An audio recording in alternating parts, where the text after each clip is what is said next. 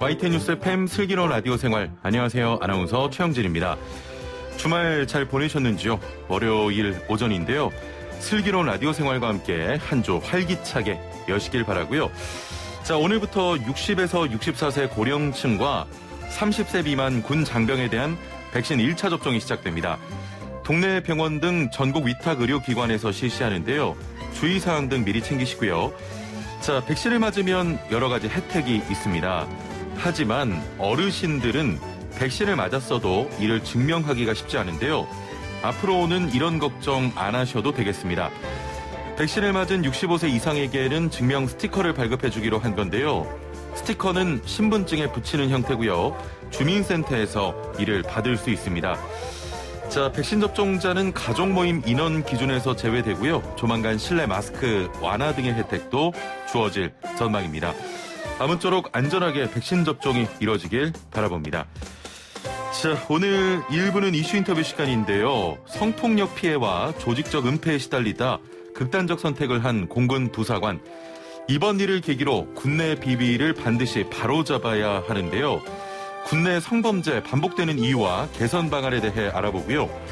2부는 슬기로운 언어생활 준비되어 있습니다. 우리 고유의 난방장치인 온돌은 영어로 어떻게 표현해야 할까요?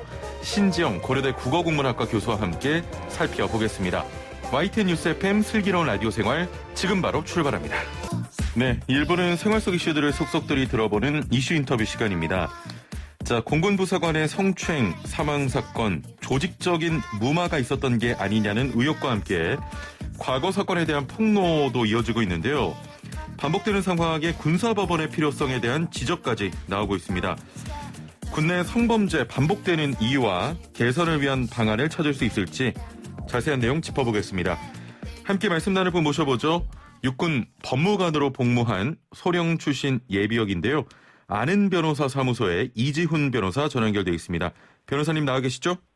네. 예.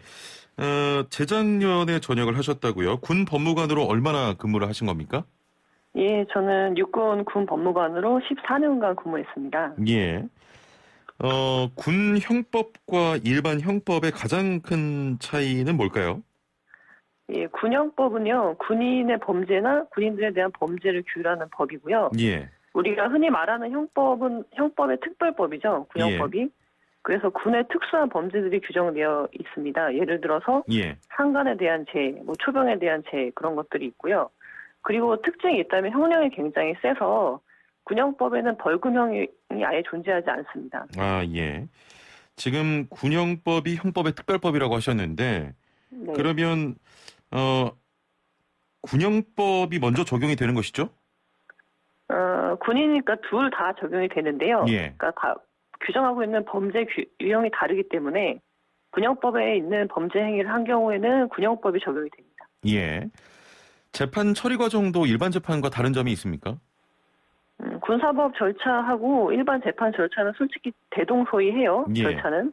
근데 이제 특징이 있다면 군사 경찰, 우리가 옛날에 알고 있던 헌병이고요. 예. 군 검사, 군 판사 이런 사람들이 모두 계급을 가진 군인이거든요. 예. 그러니까 결국 국방부 장관님을 정점으로 하는 그 피라미드 구조의 일부인 거죠. 예. 그래서 군사법의 경우에는 일반 재판과 달리 독립성에 대해서 우리가 그런 심각한 우려가 있는 거죠. 예.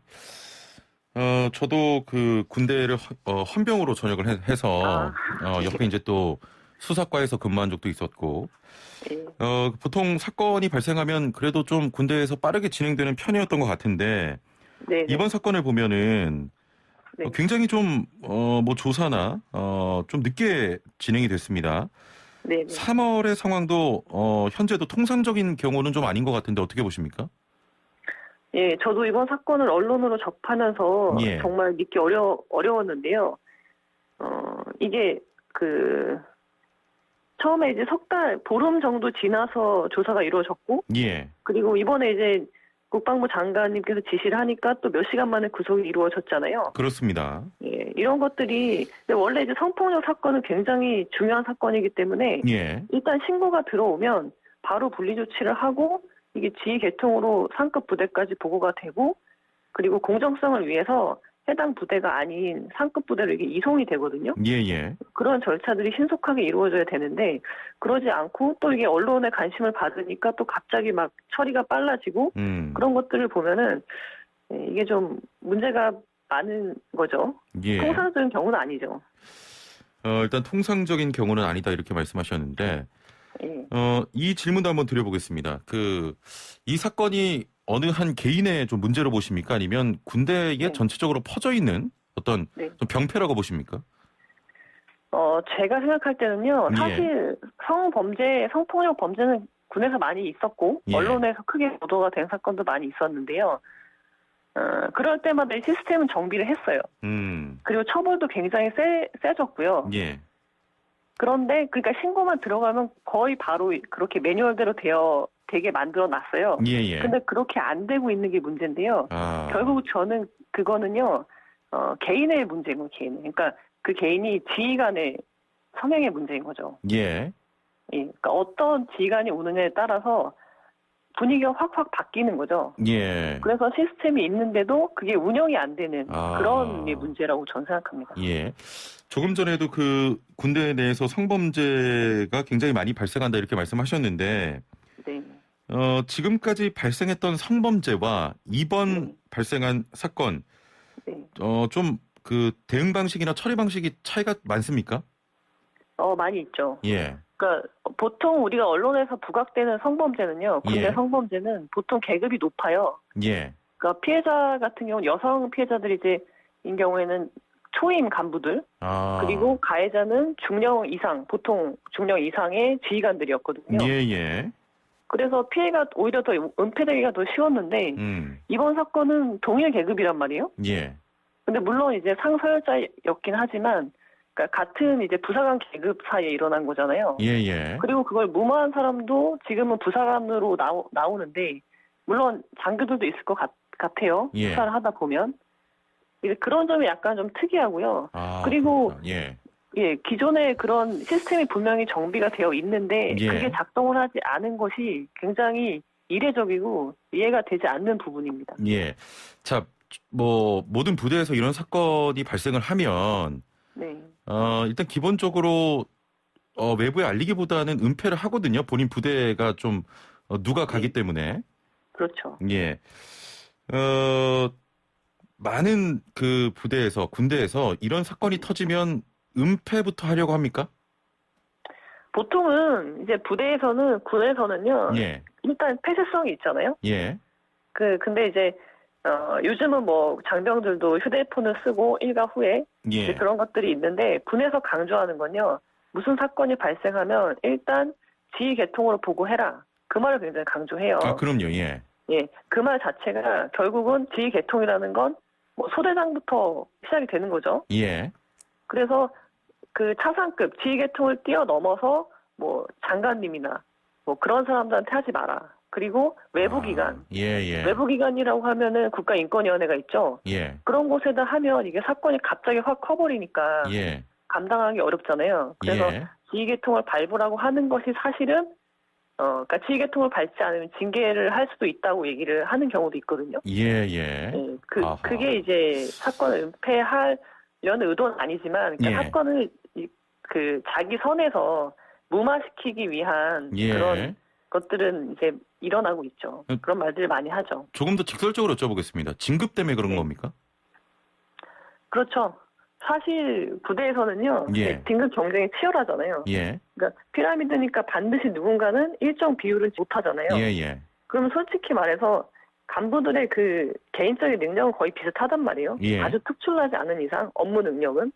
그렇다면 결국 마이너스가 있냐 없냐가 굉장히 중요한 그 평정의 요소가 되는 거죠. 예. 그것이 이제 사건 사고로 이어지는 거고, 그러니까 저 사람이 지휘관을 할 때 부대에 사건 사고가 있었냐 없었냐가 그 사람이 진급을 하는데 굉장히 중요한 영향을 미치는 거죠. 예. 성폭력 사건은 군대 내에 있어 왔다 하셨는데 소령으로 전역하셨으니까 군에 복무 중이실 때도 비슷한 일이 있었습니까? 많이 있었죠. 예. 성폭력은요, 일단 이제 병사들 간의 성폭력도 있어요. 예. 강제추행, 우리가 말하는 추행이죠. 그런 것들이 있고, 그리고 언론에 주로 부각되는 것들은 이제 여성 간부가 피해자인 경우, 예, 그런 것들이 예, 예. 많이 있는데, 그러니까 군무원도 있고요, 여자 군무원. 예. 제가 이제 있었을 때는요, 예하대에서 이제 그런 사건이 발생했어요. 예하부대요? 그러면은, 예, 그러니까 저의 예하부대에서 예. 육군에 있을 때 예하부대에서 이런 성추행 사건이 발생을 했죠. 예. 그러면은 진짜 매뉴얼대로 이렇게 작동을 하거든요. 예. 바로 저희 법무실로 올라오고, 예. 그래서 저희가 직접 내려가서 수사를 하고 처벌하고, 물론 이제 심각한 정도는 아니어서 징계로 끝이 났는데, 이제 그런 식으로 운영이 되고 있어요. 예. 일반적으로는. 예. 네. 지금 매뉴얼이라고 말씀하셨는데 아마 지금 예. 들으시는 분들도 조금 궁금하실 것 같거든요. 보통 예. 이제 매뉴얼은 이라고 하면은 뭐 상관에게 보고하고 네. 뭐 어떤 절차를 거쳐서 며칠 내에 뭐 징계 회부한다 뭐 이런 매뉴얼을 말씀하시는 겁니까? 그러니까 뭐 성폭력 사건 처리 지침 같은 이제 국방부 장관님이 내리신 지침이 있거든요. 예. 네, 그런 것들이 점점 강화가 되는 거예요. 예. 그리고 그 군인복무기본법에는 법률에 신고 의무까지 부과가 되어 있거든요. 예. 예, 군인들 사이에서 그런 것들이 은폐되지 않게 하기 위해서 신고 의무를 이행하지 않았을 땐 그걸로도 징계를 해요. 별도로. 예. 예, 그러니까 굉장히 촘촘하게 이렇게 정비는 해놨어요. 예. 근데 그게 이번 공군 부대에서는 작동을 전혀 안 한 거죠. 그렇군요. 가장 궁금한 부분이 아까 조금 전에 이제 살짝 언급하셨지만 이전에 이런 성범죄를 보면 굉장히 이제 높은 직급이 어떤 초임 간부에 대한 가해를 했는데 이번에는 어떻게 보면 별로 차이가 안 난단 말이죠. 네네. 이런 일이 어떻게 발생할 수 있고 또 어떻게 은폐가 될 수 있었을까요? 네. 이거는 그러니까 모르겠어요. 이게 우리나라 군인이 맞는지 그러니까 너무 분위기가 다르니까 제가 육군에 있었을 때 뭐 제가 사건을 처리하고 했던 것들과 너무 다르기 때문에 그래요? 정말 이해가 안 되거든요. 혹시 어떤 부분이 좀 다르다고 할 수 있겠습니까?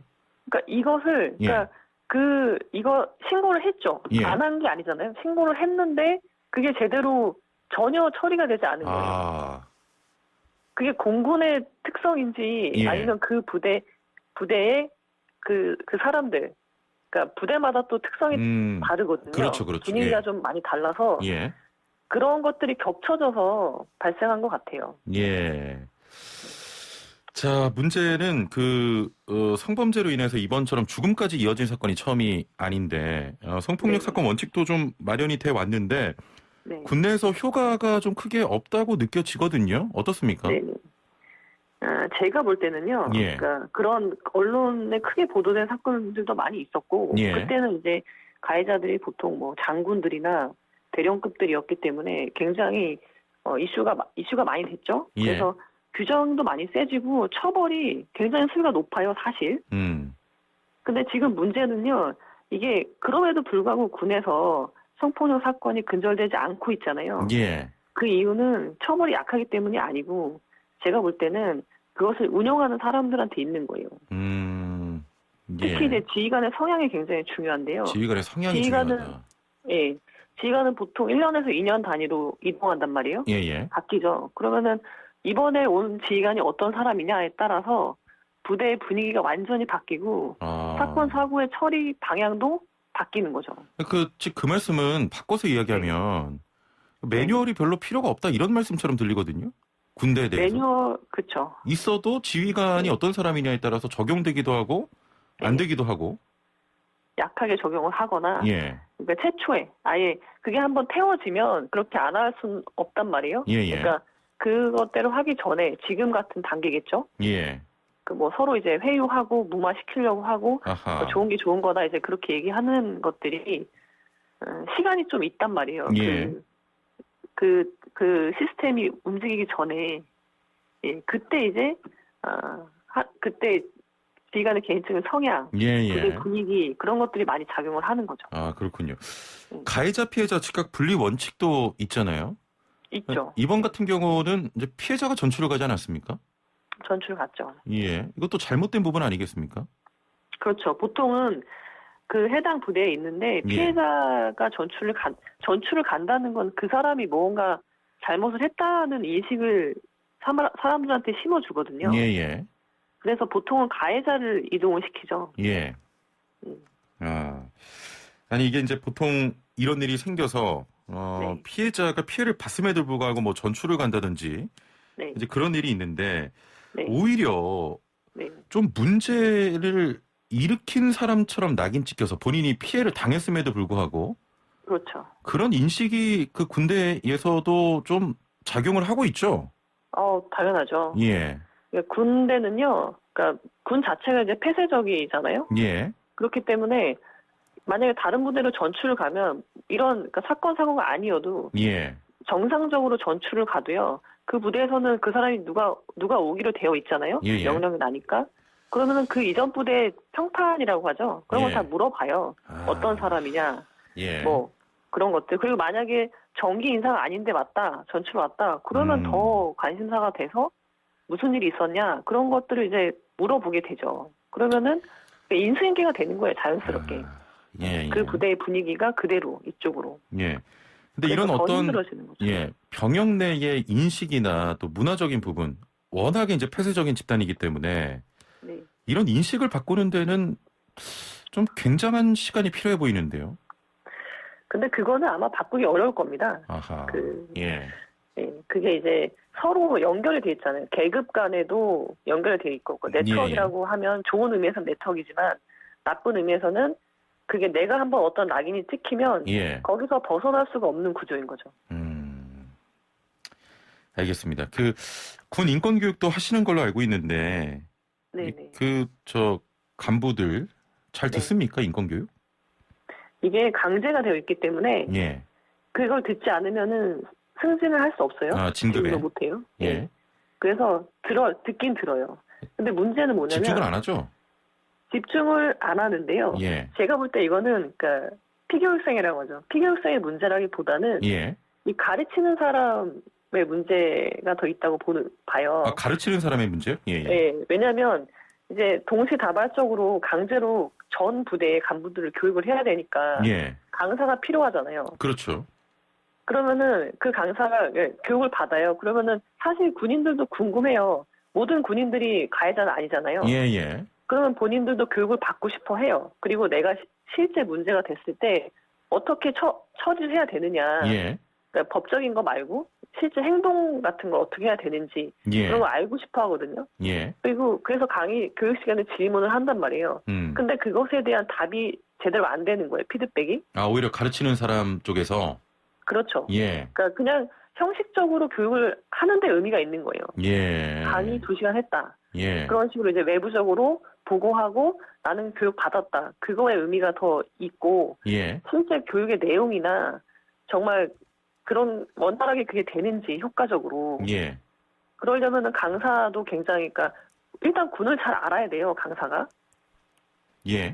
그리고 그 교육 내용도 좋아야 되고 그래야지 효과적인 강의가 되는데 그 부분도 문제가 좀 있다는 거죠. 그렇군요. 이거 한 가지만 좀 질문 드려보겠습니다. 마지막으로.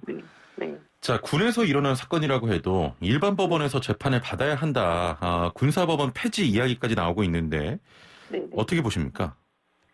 군사법원 폐지는요. 이게 군사법원의 독립성 문제인데요. 이거는 고질적인 문제거든요. 또 군에서 큰 사건이 날 때마다 항상 문제가 됐어요. 군사법원 폐지해야 된다는 얘기가 나왔지만 사실 안 되고 있죠. 답보 상태에 있고. 근데 우리 그 이웃 나라인 대만의 경우는 2013년에 평시 군사법원을 전면 폐지했거든요. 그러니까 이게 공정한 재판을 받는 거. 그러니까 시스템이 제대로 정비가 되려면요. 그 시스템이 정비는 되어 있죠. 그게 제대로 운영이 되려면 그 시스템이 공정성이 있고 독립성이 있게 해줘야 되거든요. 제도를 뒷받침해줘야 되는데 그게 안 되니까 이런 구멍들이 많이 생기는 거라고 생각합니다. 알겠습니다. 저희가 또 다음번에 한 번 더 모시겠습니다. 오늘 말씀 감사합니다. 네, 감사합니다. 지금까지 이지훈 변호사와 함께했습니다. 슬기로운 생활을 위한 생활백석. 오늘은 경기도 소식 준비했는데요. 자, 경기도에서 경증 치매 환자를 대상으로 치유 농업 프로그램을 지원합니다. 자세한 내용 경기도 농업기술원의 조금순 농촌자원과장 연결해 들어보겠습니다. 안녕하세요. 안녕하세요. 경기도 농업기술원 농촌자원과장 조금순입니다. 자, 먼저 치유 농업이 어떤 겁니까? 치유농업은 국민의 건강 회복 및 유지 증진을 도모하기 위하여 이용되는 다양한 농업 농촌 자원과 이와 관련한 활동을 통해 예. 사회적 또는 경제적 부가가치를 창출하는 산업을 말합니다. 예. 지난 2021년 3월 25일 치유농업법이 시행되어 법적으로 지원이 가능하게 되었으며 특히 치유농업은 원예, 동물, 곤충 등과 관련된 농업활동과 농촌의 자원 환경을 통해 대상자를 치유하고 궁극적으로 농업과 사람을 연결하는 역할을 하고 있습니다. 예. 자, 경증 치매 환자를 대상으로 하는 치유 체험 프로그램은 어떤 사업입니까?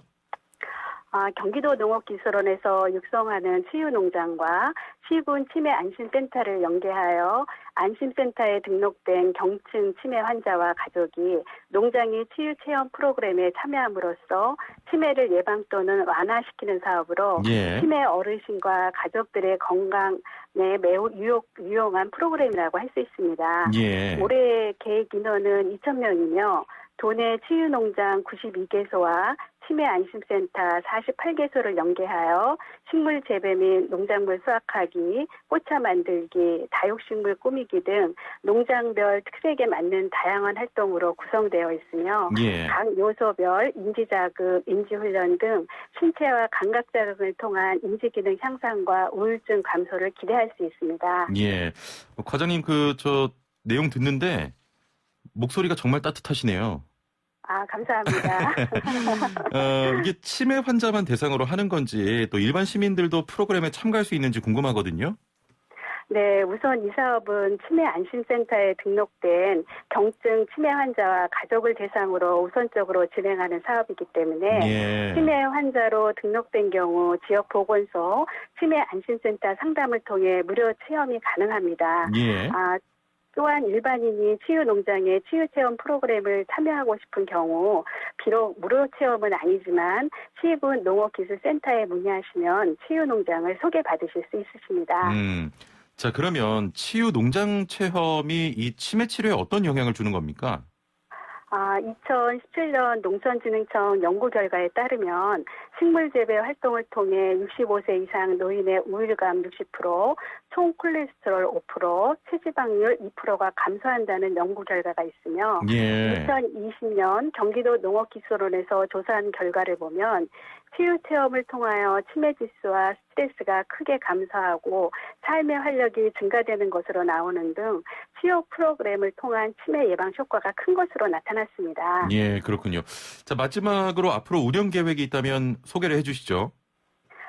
고령화로 인한 치매 환자가 계속 증가하고 사회적으로 전신 건강이 중요해지는 상황에서 추진하는 경증 치매 대상 치유 농업 프로그램은 치매 어르신과 가족들의 정신건강 치유에 매우 유용한 프로그램이라고 생각합니다. 예. 또한 치유 농업은 치매 환자뿐만 아니라 청소년 문제 등 각종 사회 문제를 저비용으로 해결할 수 있기 때문에 치유 농업 프로그램을 더욱 확대하여 운영할 계획입니다. 경기도민의 많은 관심 부탁드리겠습니다. 예. 자, 경기도에서 경증 치매 환자를 대상으로 치유 농업 프로그램을 지원합니다. 경기 도민분들의 많은 관심을 부탁드립니다. 오늘 말씀 감사합니다. 네, 감사합니다. 네, 지금까지 경기도 농업기술원의 조금순 농촌자원과장과 함께했습니다. 네, 1부 순서는 여기까지고요.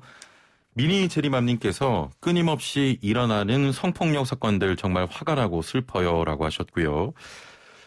닉nem님께서는 군대 성폭력을 다룬 다큐 인비저블 월을 봤는데 미국, 유럽, 이스라엘 군대 내 폐쇄적인 상명하복 문화는 다 똑같더군요 라고 또 하셨습니다.